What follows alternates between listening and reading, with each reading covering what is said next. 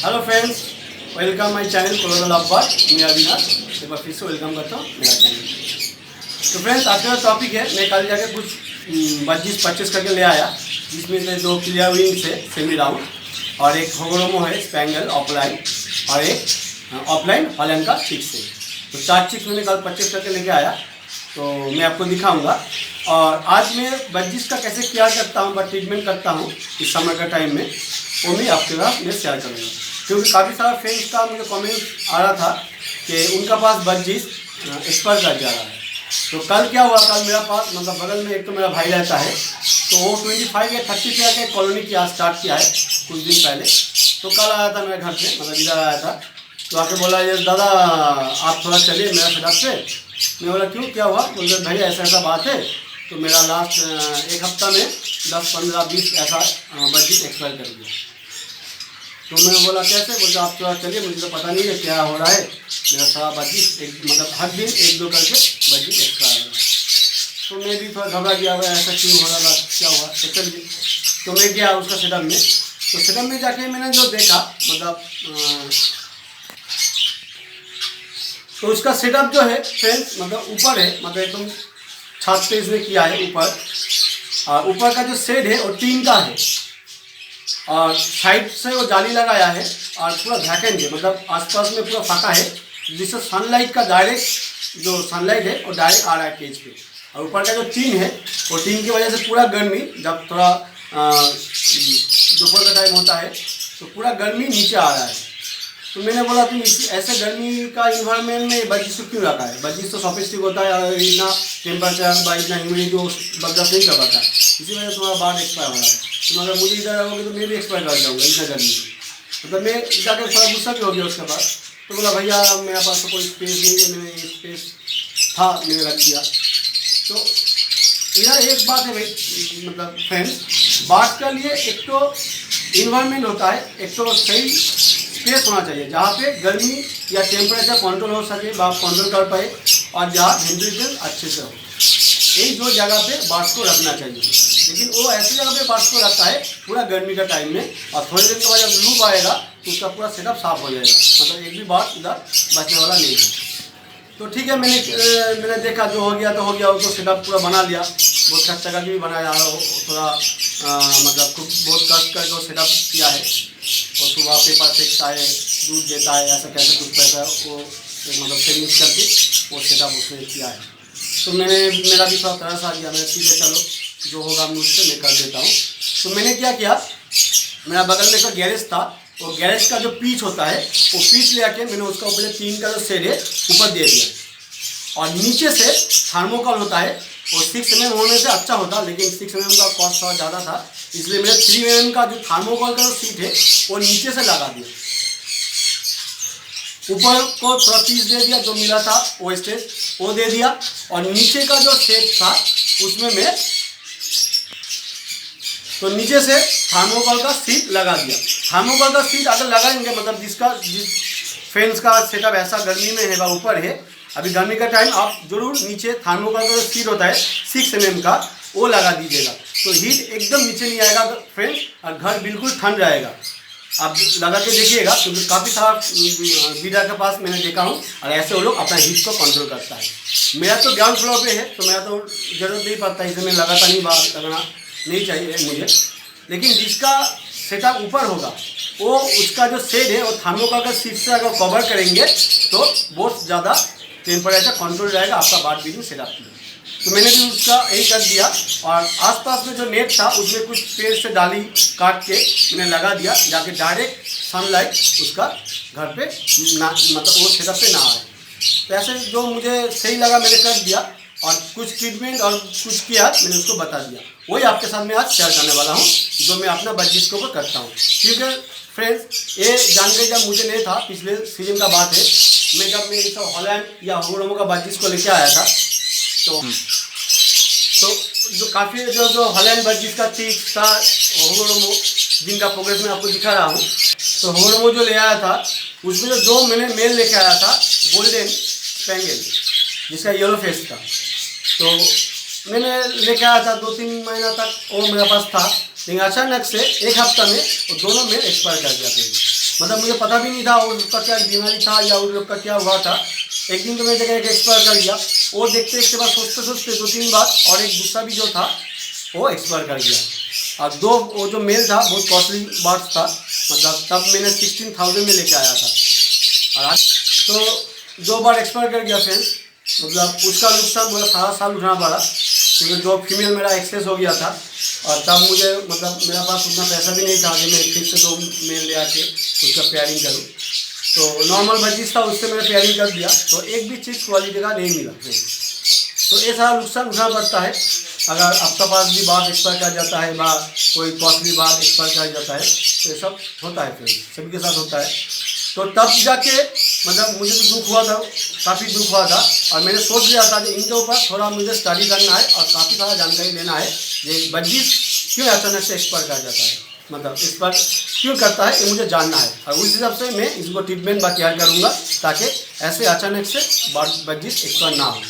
तो तब जाके मेरा जो आसपास में काफ़ी बड़ा बड़ा बीडर है, काफ़ी साल से काम कर रहा है, उनके पास जाके मैंने जानकारी लिया, कुछ स्टडी किया, तो उससे मुझे कुछ जानकारी मिला, और उस जानकारी के हिसाब से मैं अपना बजीज को तैयार करता हूँ। तो अभी तो ठीक है, उसके बाद से ऐसा कोई एक्सीडेंट हुआ नहीं मेरे साथ, कोई भी बजीज अचानक से एक्सपायर नहीं किया। तो वो जो मैं तैयार करता हूँ या ट्रीटमेंट करता हूँ अपना बजीज को, वही मैं आपको बताने वाला हूँ। और अभी तक काफ़ी सारा बजीज मैंने परचेस करके ले आया, नया बजीज मेरा घर का नहीं है, तो काफ़ी सारा बजीज हो गया है, तो उनका भी केयर मैं ऑलरेडी स्टार्ट कर दिया हूँ। तो वही मैं आपके साथ थोड़ा शेयर करूँगा, अगर आपको सही लगेगा होगा तो आप भी ट्राई कर सकते हैं, लेकिन आप थोड़ा देख के आपको अगर ठीक लगेगा तभी आप करिए, ये नहीं कि मैं आपको बता रहा हूँ मैं करता हूँ इसलिए आप भी करिए। अगर आपको सही लगेगा तो आप कीजिएगा। मैं क्या करता हूँ, मैं आज आपका वीडियो में वही शेयर करने वाला हूँ। तो चलिए फ्रेंड, पहले मैं केयर एंड ट्रीटमेंट दिखा देता हूँ, उसके बाद मैं नया बात आपको दिखाऊँगा। तो फ्रेंड्स देखिए, ये 4 बजीज को मैं लेके आया, जिसमें से पहले फीमेल को देख लीजिए, स्पैंगल फीमेल है, ऑफलाइन। ऑफलाइन का पहचान ये है फ्रेंड्स, जो बॉडी का जो कलर दिख रहे हैं वो कलर जब विंग पे आ जाता है वो ऑफलाइन कहता है। जैसे हॉलैंड बजीज भी देखिए, ये भी ऑफलाइन है, इसका जो बॉडी का जो सफ़ेद है वो विंग पे आ गया है। ये सब कलर जब बॉडी का कोई कलर विंग पे आ जाता है तब वो ऑफलाइन बोलते हैं। और क्लियर विंग जो है, ये देखिए नीचे क्लियर विंग, सेमी डाउन, ए में 2 को ले आए। काफ़ी अनकॉमन कलर है फ्रेंड्स, जो बीडर के पास था वो उसका घर का ही चिक्स है, उसका बाद भी ऐसा 2-3 पेयरी है, तो देने का उसका मतलब इच्छा नहीं था, लेकिन मैंने थोड़ा रिक्वेस्ट किया तो दे दिया मुझे। ये सेमी राउंड है, क्लियर विंग, मेल और फीमेल 2 घर से लेके आया। उसका 1 महीना का डिफरेंस है, मतलब मेल जो है वो 4 मंथ का है, 3 मंथ का है, और फीमेल जो है वो 2-2.5 मंथ का है। मतलब ये मुझे थोड़ा अनकॉमन लगा, क्योंकि ऐसा कलर कॉम्बिनेशन का क्लियर विंग मैंने भी काफ़ी कम देखा है, तो उसके पास देखा था इसलिए मैंने लेकर आया। ये मेल है और ये फीमेल है। और हॉलैंड बजीज को देखिए फ्रेंड्स, मैं बहुत दिन से उसको बोला था ऐसा मुझे एक चिक्स देने के लिए, तो फाइनली मुझे मिला। एक कलर कॉम्बिनेशन देखिए, उसका साइज भी देखिए काफ़ी अच्छा है। अभी तो छोटा है, 3-3.5 मंथ का है। और वो जो होगोडोमो दिख रहे हैं फ्रेंड्स, वो एक्चुअली मेरे लिए नहीं है, मेरे एक फ्रेंड्स के लिए है। वो मुझसे 2 मेल लेके गया था 3 महीना पहले, तो उसको 2 फीमेल चाहिए था, तो अब तक वो उसने बंदोबस्त नहीं किया। मुझे फ़ोन किया था काफ़ी दिन पहले कि मुझे 2 फीमेल चाहिए, तो उसके लिए मैंने ले आया। अगर वो नहीं लेगा तो मैं अपने लिए ले रख दूँगा। स्पैंगल ऑफलाइन फीमेल है, अभी 4 मंथ का एज का है। तो इसका फ्लावर भी देखिए बहुत अच्छा फ्लावर है, क्वालिटी भी है, और इसका कलर भी काफ़ी अच्छा लगा मुझे। खास करके हॉलैंड बजीज को देखिए फ्रेंड, सबसे मुझे जो अच्छा लगा है हॉलैंड बजीज, इसका कलर देखिए काफ़ी मुझे। ये मेल है, मेल चिक्स है।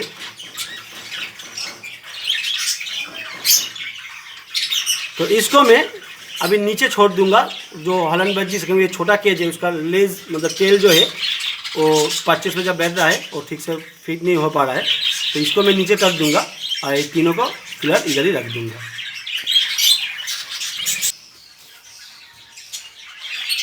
तो देखिए फ्रेंड्स, इसको मैं पकड़ लिया।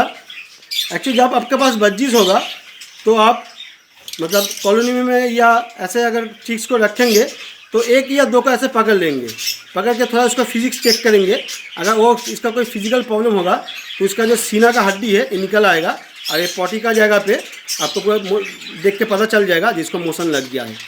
तो एक दो बार्स को अगर चेक करेंगे तो अच्छा होगा, तो अचानक से एक्सपायर नहीं करेगा, आप पहले से उसको ट्रीटमेंट कर सकेंगे। तो एक दो दिन के बाद थोड़ा एक दो बज्जिस को पकड़ के आप थोड़ा चेक कर लीजिएगा तो अच्छा होगा। चलिए इसको मैं बड़ा केज में छोड़ दूंगा जहाँ पे पहले से मेरा कुछ हॉलैंड बज्जिस, कलर बज्जिस है। चलिए आपको भी एक बार दिखा देते हैं। तो फ्रेंड्स इस केज में छोड़ देंगे।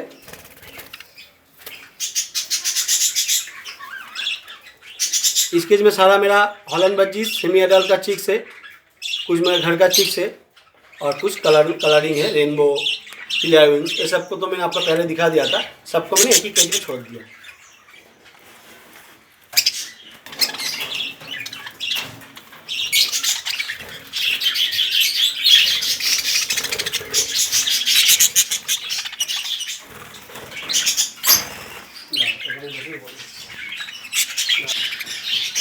तो फ्रेंड्स देखिए काफ़ी सारा बज्जिस मेरा हो गया है। तो ये सबको मैं कैसे केयर करता हूँ मैं आपको बता देता हूँ। पहले तो मैं फ्रेंड्स एक्चुअली बज्जिस का प्रॉब्लम क्या है मैं आपको बताता हूँ। बज्जिस में दो तरह का प्रॉब्लम ज़्यादा दिखा देता है। एक वो लोग को वायरल फीवर हो जाता है या वायरल इन्फेक्शन हो जाता है और दूसरा मोशन या डायरिया हो जाता है।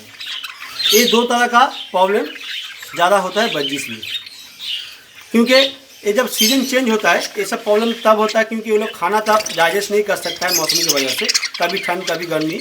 इसी वजह से वो लोग को खाना डाइजेस्ट करने में प्रॉब्लम होता है और उसका मोशन लग जाता है। तो इसीलिए इस टाइम पे आपको थोड़ा खाना और केयर थोड़ा ठीक से करना पड़ेगा। और मेडिसिन में जो करता हूँ मैं पहले 3 दिन एंटीबायोटिक का कोर्स कराता हूँ और टेरामाइसिन ऐसे मैं 2 दिन देता हूँ, उसके बाद 1 दिन गैप। जिस दिन मैं गैप देता हूँ उस दिन मैं ORS देता हूँ और 7 दिन फिर से वो एंटीबायोटिक देता हूँ।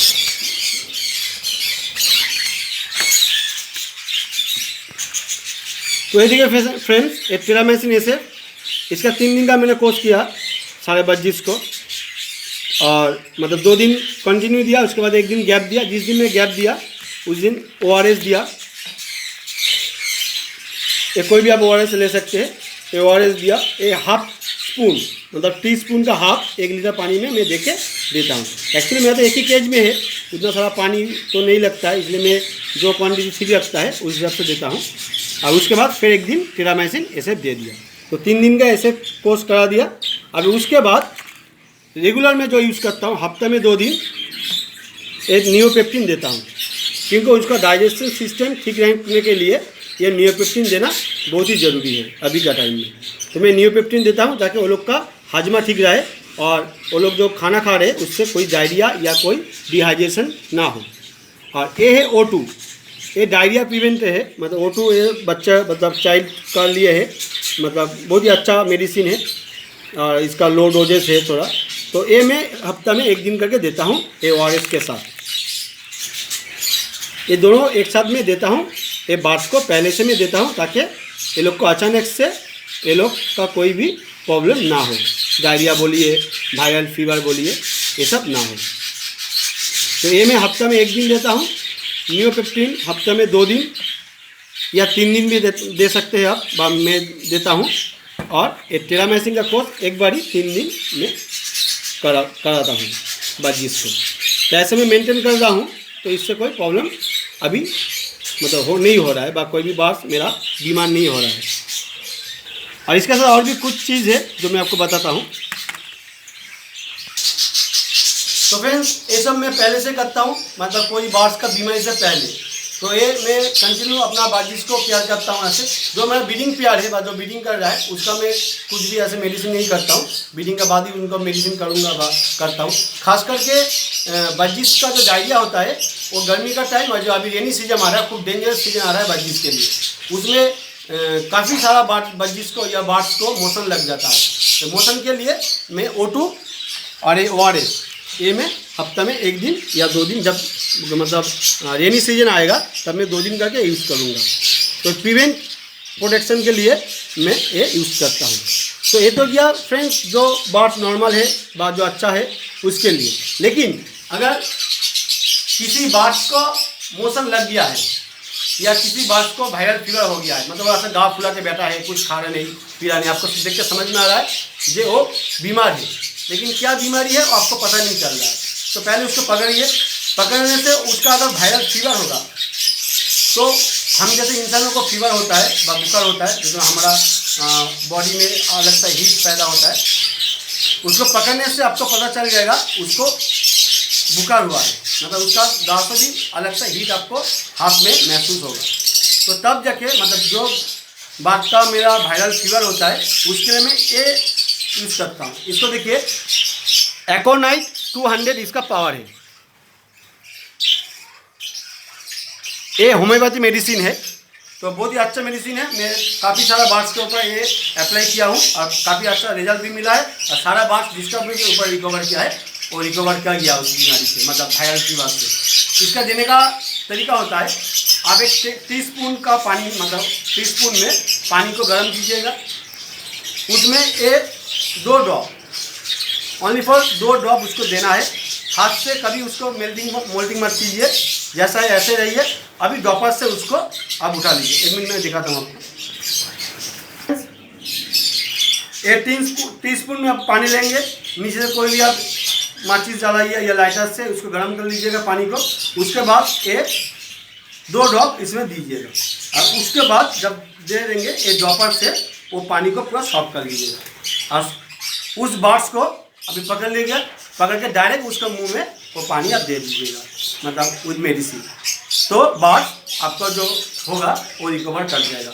2 दिन या 3 दिन आप करेंगे तो अच्छा काम व अच्छा रिजल्ट मिलेगा। मुझे तो बहुत ही अच्छा रिजल्ट मिला है ये एकोनाइट 200 से। और अगर मोशन लग जाता है किसी बार्ड्स को, मतलब पॉटी हो रहा है, आप देख रहे हैं उसका पीछे पूरा एकदम पॉटी लगा हुआ है, वो कुछ खा रहा नहीं, बाप एकदम ही हो जाए, तो हमें नॉन मेट्रो जेल यूज़ करता हूँ बीमारी का बाद। तो ऐसा मैं केयर करता हूँ बच्चे के ऊपर, क्योंकि देखिए लव बर्ड व कूनूर व दूसरा जो बर्ड होता है उनका इम्यूनिटी पावर बहुत ज़्यादा होता है, वो लोग उतना अचानक से बीमार नहीं होता व बीमारी नहीं होता है। लेकिन बच्चीस में ये सारा प्रॉब्लम मैंने भी फेस किया हूँ, और काफ़ी सारा फ्रेंड भी मतलब फेस करते हैं। इसलिए मैंने इसके ऊपर थोड़ा जानकारी लिया, जितना भी जानकारी मुझे था मैं उस हिसाब से अपना बात को केयर कर रहा हूँ। तो तभी से अभी ठीक है फ्रेंड्स, अचानक से कोई बात एक्सपायर अभी तक तो नहीं हुआ उसके बाद से। तो इसलिए मैंने सोचा आपके साथ थोड़ा शेयर कर लूँ। और उसका भाई के पास भी दिया था, काफ़ी दुख हुआ, तो उसको मैंने ऐसे समझाया। और एक चीज़ फ्रेंड्स, अभी आप लोग शतपत्ता खाने का बहुत ध्यान देना पड़ेगा। जैसे मैं एक फूड टोटली बंद कर दिया हूँ, कोई भी एक फूड या सनफ्लावर सीड, कुसुम, ये सब बंद कर दिया, जिससे एक्स्ट्रा हीट पैदा होता है। ठीक है, अभी मैं जितना भी चीक्स है व जितना भी बार्ड्स है उसको मैं कॉर्न देता हूँ। आइए मैं आपको दिखाता हूँ। तो देखिए फिर एक कॉर्न में देता हूँ, मतलब कच्चा कॉर्न में देता हूँ, लेकिन 1-2 दिन के बाद थोड़ा सख्त हो जाता है, इसलिए मैं उसको पूरा छाड़ा के पानी में भिगाता हूँ। उसके बाद वो थोड़ा नरम हो जाता है। ये देखिए ऐसा नरम कॉर्न देता हूँ, क्योंकि ऐसा खाना देना चाहिए अभी बर्ड्स को जो इजीली डाइजेस्ट हो सके। तो अभी 4 दिन में कच्चा जो कॉर्न है, वो कच्चा भुट्टा है, वो मैं देता हूँ। और 2 दिन में राइस देता हूँ, उसका साथ थोड़ा चूरा जो होता है वो भिगो के, और मतलब राइस को उबाल के, जैसे राइस होता है हमारा, उसके साथ मिक्स करके चूरा देता हूँ 2 दिन। और 1 दिन मैं गेहूँ देता हूँ, और 1 दिन गेहूँ देता हूँ, क्योंकि गेहूँ थोड़ा डाइजेस्ट करने में भी प्रॉब्लम होता है। वो उसको मैं भिगा के अच्छी तरह से उबाल के जब पूरा नरम हो जाता है वो देता हूँ। अभी 7 दिन में वही दे रहा हूँ फ्रेंड। किसी भी बार्ड्स को सनफ्लावर सीड, कुसुम दाना, कनारी सीड, व्हाइट मिलेट सब दे रहा हूँ, जिसका बार्ड्स का ब्रीडिंग है, चल रहा है, ब्रीडिंग में है। तो लेकिन उसका परिमाण जो क्वांटिटी है काफ़ी कम कर दिया है, ताकि बार्ड्स को एक्स्ट्रा कोई हीट पैदा ना हो। और ORS हफ्ते में 2 दिन या 3 दिन में देता हूँ। 1 लीटर पानी में 1 स्पून ORS मिला के सारे बार्ड्स को मैं देता हूँ। और बड़ा जो बार्ड्स है उनको मैं थोड़ा, जिसमें मतलब वाटर जाता है, फ्रूट, ऐसा फ्रूट में प्रोवाइड करता हूँ, जैसे पपैया, शुगर कैन तो 2-3 दिन हफ्ते में मैं देता हूँ, अभी स्टार्ट कर दिया हूँ। तो ऐसे में सारा बार्ड्स को केयर कर रहा हूँ, क्योंकि इस अभी तक इस सीजन में मतलब रात के टाइम में ठंड हो जाता है, और सुबह जैसे मतलब टाइमिंग होता है गर्मी बढ़ रहा है, तो ये जो टेम्परेचर फ्लैक्चुएट करता है ये बार्ड्स के लिए काफ़ी हानिकारक होता है, ये बार्ड्स ले नहीं पाता है। अगर गर्मी एकदम से पड़ जाएगा, कंटिन्यू रहेगा, तो वो लोग एडजस्ट कर लेता है। ठंड के टाइम में भी ऐसा है, वो जो एडजस्ट कर देता है टेम्परेचर के साथ। लेकिन जब फ्लैक्चुएट करता है तभी बार्ड्स का प्रॉब्लम हो जाता है, खास करके पेट का प्रॉब्लम हो जाता है, वो खाना हजम नहीं कर पाता है और उससे कई तरह का बीमारी, कई तरह का प्रॉब्लम होता है। तो इस तरह से केयर करता हूँ। और मेडिसिन जो है मैं बाजिस के लिए यूज़ करता हूँ। दूसरा बार्ड्स को तो अभी इतना मेडिसिन नहीं दे रहा हूँ, मतलब ORS सिर्फ दे रहा हूँ। और O2 टेरामाइसिन मैं दूसरा बार्ड्स का यूज़ नहीं करता हूँ, क्योंकि वो लोग का इम्यूनिटी पावर ज़्यादा होता है, तो वो लोग को अचानक ऐसा बीमारी मैंने देखा नहीं। खाना का थोड़ा कंट्रोल करते हैं, खाना का थोड़ा देख लेते, उससे ठीक ठाक चल रहा है, बस ठीक ठाक रहता है लोग। और शाक पत्ता जो होता है, वो शाक पत्ता में थानकुनी पत्ता, वो थानकुनी पत्ता, पुदीना पत्ता और धनिया पत्ता। धनिया पत्ता नेचुरल सोर्स होता है कैल्शियम का। और ये जो 3 चीज़ आपको बताया, मतलब पुदीना पत्ता, धनिया पत्ता, वो ठंड पहुंचाता है, बार्ड्स को अंदर से ठंड पहुंचाता है। उसका जो बॉडी होता है उसको थोड़ा हीट पैदा नहीं होता है। और नेचुरल जो ट्रीटमेंट होता है, और थानकुनी पत्ता देने से उनका भी डिहाइड्रेशन या पेट का भी जितना प्रॉब्लम होता है वो साफ हो जाता है। मैंने आपको पिछले वीडियो में बताया था। तो वो मैं यूज़ करता हूँ, हफ्ते में 1-2 दिन करके एक करके पत्ता में देता हूँ। दूसरा कोई भी पत्ता या ग्रीन फूड अभी मैं यूज़ नहीं करूँगा और नहीं करता हूँ। सिर्फ थानकुनी पत्ता, आपका पुदीना का पत्ता और धनिया पत्ता 1-1 दिन करके मैं हर एक बात को देता हूँ। तो यही मैं क्या कर रहा हूँ। और जो अभी टेम्परेचर बढ़ गया है, इसके लिए मैं देखिए एक पंखा लगा दिया, ठीक है, क्योंकि आपको इधर दिखा दे रहा हूँ मैं। इधर आइए, ये देखिए हॉलैंड बर्ड जिसमें दिखाया था आपको, एडल्ट लेके आया था, तो सबको मैंने एक साथ छोड़ दिया था, लेकिन ये क्रॉस हो गया था फ्रेंड, तो मैंने इसको नेज ब्लॉक लगा दिया। क्योंकि अगर क्रॉस हो जाएगा और इसका नेज ब्लॉक अगर नहीं मिलेगा तो एक बाइंडिंग का चांस है। देखिए इसका एक लोड हो गया और एक लेगिंग कर दिया है। तो इसके लिए मैंने देखिए पंखा लगा दिया है, तो पंखा से टेम्परेचर कंट्रोल होगा। और स्पैंगल को देखिए, स्पैंगल को भी मैंने मटकी लगा दी, क्योंकि ये एडल्ट पेयर है, इसका भी मेटिंग स्टार्ट हो गया, तो ये भी एक देगा। क्योंकि अभी मेरा ब्रीडिंग सिर्फ का इस महीना तो ब्रीडिंग चलेगा, तो इसलिए मैंने सोचा इससे भी एक फ्लैट लिया जाए। क्योंकि अभी जब तक मैं सेपरेट नहीं करूँगा सारे बार्ड्स को, तो सबको सेपरेट करना मुझे प्रॉब्लम हो रहा है। तो इसलिए सबका साथ ब्रीडिंग के साथ मैंने ये 2 पेयर का भी लगा दिया। और 2 पेयर का भी मतलब एक देने वाला है, और हॉलैंड तो दे दिया। तो देखते क्या होता है, क्योंकि इसलिए टेम्परेचर के लिए मैंने क्या किया आपको थोड़ा बताते हैं। आइए, अभी तो फ्रेंड्स मतलब इस महीना अभी ब्रीडिंग चलेगा, क्योंकि हमारा बेंगोली में जो बैसाख मास होता है अप्रैल का 15 से मई 15, इस महीने का वेदर काफ़ी अच्छा रहता है। क्योंकि अभी बीच में बारिश होता है और गर्मी भी उतना नहीं आता, गर्मी होता भी तो बारिश आता है, उससे थोड़ा ठंड हो जाता है। और एक्चुअली क्या है, विंटर का टाइम में मेरा एक तो डिसएडवांटेज है इस सेटअप का, सनलाइट डायरेक्ट नहीं आता है मेरा सेटअप से। और वही डिसएडवांटेज मेरा मतलब समर का टाइम एडवांटेज बन जाता है, गर्मी या लू डायरेक्टली मेरा सेटअप में आ नहीं पाता है। और ये मेरा ग्राउंड फ्लोर पे है, ऊपर का जो गर्मी होता है, जो हीट होता है, वो भी उतना नीचे नहीं जाता है। तो सेटअप पूरा ठंड रहता है। आसपास से बहुत पेड़ पौधा है, और नॉर्थ का साइड का पूरा मेरा फाका है, मतलब वैकेंट है, तो उससे भी पूरा हवा पास होता है। तो मेरा सेटअप काफ़ी टेम्परेचर कंट्रोल में रहता है, ह्यूमिडिटी मतलब लेवल काफ़ी लो रहता है। लेकिन उसके अलावा भी मैंने कुछ किया है, जैसे पंखा लगा दिया, ये पंखा इस बात को सारा केस को कवर करेगा। और लाइट को देखिए, हीट पैदा करना कोई भी लाइट का बल्ब मैंने ऑफ कर दिया है। अभी इस घर में आ जाइए, इस घर में देखिए कूलर लगा दिया। फिर जब वेदर ज़्यादा गर्म हो जाएगा तो मैं थोड़ा पानी दे देता हूँ इधर से। पानी देने से ये ठंड हवा फेंकता है, आपको तो मालूम है, एयर कूलर है, तो घर पूरा ठंड रहता है। और एक काम मुझे जो अभी करना है, ये विंडो पे एग्जॉस्ट लगाना है। एक्चुअली मेरा एग्जॉस्ट था, लेकिन वो ख़राब हो गया था, वो नहीं लगा रहा, तो मैंने बोला 2-1 दिन में लगाने के लिए एग्जॉस्ट लगा देंगे, तो घर का जितना भी गर्म हवा होगा वो उसको खींच के बाहर फेंक देगा। और ये विंडो से इधर आइए, ये विंडो से ठंडा हवा अंदर आएगा, और पीछे का पूरा एकदम वैकेंट है, वो खिड़की से भी हवा आता है, तो वेंटिलेशन का कोई प्रॉब्लम नहीं आएगा, और टेम्परेचर और ह्यूमिडिटी कंट्रोल रहेगा। इसके लिए मैं मई 15 तक ब्रीडिंग लेता हूँ, उसके बाद मैं ब्रीडिंग स्टॉप करता हूँ। ब्रीडिंग स्टॉप करने का भी एक तरीका होता है, वो मैं आपको बताऊँगा बाद में। इधर आइए। तो फ्रेंड्स, इस तरह से काफ़ी तरह क्या किया हूँ मैंने, बात करूँगा अभी, तो देखता हूँ आगे क्या होता है, कैसे ब्रीडिंग फोकस इस महीना में मिलता है, बात को कैसे मैं ठीक से बताऊँ। वो दिखाऊंगा। अभी वीडियो खत्म होने वाला है फ्रेंड्स, लेकिन मैं एक व्यूअर मुझे कल एक पिक्चर भेजा था फिशर का शायद, तो उनको बोला था वो फिशर उसका जो बार्स है वो नहीं खा रहा है और उसका पाव में कुछ हुआ है। क्या हुआ है मुझे कमेंट मांग रहा था, मैं बोला कल का वीडियो में मैं जरूर डिस्कस करूँगा, क्योंकि कल का वीडियो में मैं मेडिसिन लेके बोलूँगा तो मैं डिस्कस करूँगा। एक्चुअली फ्रेंड्स वो जो पाव में आपका हुआ है वो इन्फेक्शन डिजीज़ है, मतलब पॉक्स है, तो उसका इमीडिएट आप ट्रीटमेंट कीजिए, नहीं तो बार्स को भी आप एक्सपायर कर जाएगा और आपका सारा जो बार्स है वो इन्फेक्शन फैल जाएगा। उसका मैं आपको ट्रीटमेंट बताता हूँ।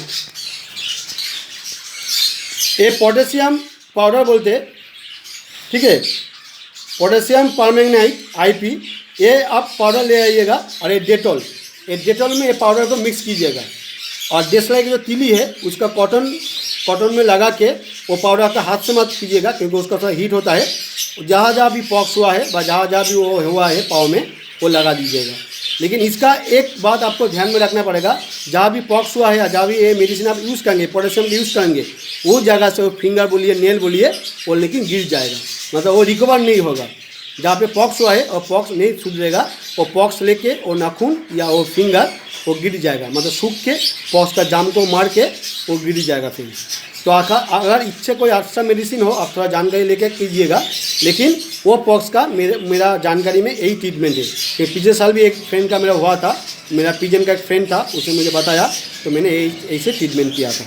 ये पोटेशियम पाउडर को एक डेटॉल के साथ मिक्स करके जहाँ भी पॉक्स हुआ है उधर लगा दीजिए। 2-4 दिन लगाने के बाद वो सूख के जाम उधर से वो पॉक्स को लेके वो नाखून है या वो गिर जाएगा, तब जाकर आपका बार सेव हो जाएगा, बच जाएगा। ठीक है फ्रेंड्स, तो आज के वीडियो यही खत्म करते हैं, मिलते हैं नेक्स्ट वीडियो में नया टॉपिक के साथ।